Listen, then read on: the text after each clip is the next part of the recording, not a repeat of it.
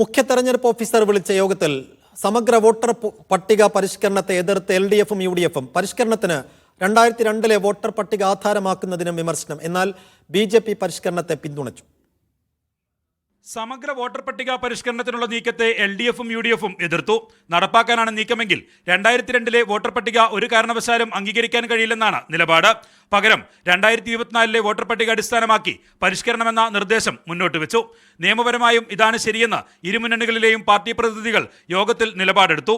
തദ്ദേശ തെരഞ്ഞെടുപ്പ് നടപടികളിലേക്ക് കടക്കാനിരിക്കെ കേരളത്തിൽ വോട്ടർ പട്ടിക പരിഷ്കരണത്തിന് പ്രായോഗിക ബുദ്ധിമുട്ടുണ്ട്. മരിച്ചവരെയും ഇരട്ട വോട്ടുള്ളവരെയും ഒഴിവാക്കി പട്ടിക പരിഷ്കരിക്കണമെന്ന് LDF-ഉം UDF-ഉം ആവശ്യപ്പെട്ടു. 2002 അടിസ്ഥാന വർഷമായി അഥവാ 2002-ലും 2004-ലുമായി 2004 തെരഞ്ഞെടുപ്പിന് വേണ്ടി ഉപയോഗിച്ച ആ പട്ടിക അടിസ്ഥാന രേഖയാക്കാതിരിക്കുക.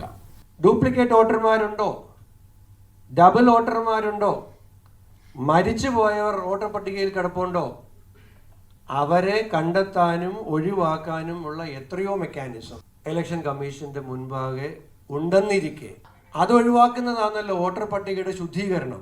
സർവകക്ഷി യോഗത്തിന് മുമ്പേ തന്നെ ജില്ലാതല യോഗങ്ങൾ ചേർന്ന പരിഷ്കരണ നടപടികളിലേക്ക് കടന്നതിലും ശക്തമായ എതിർപ്പ് പ്രതിനിധികൾ മുഖ്യ തെരഞ്ഞെടുപ്പ് ഓഫീസറെ അറിയിച്ചു.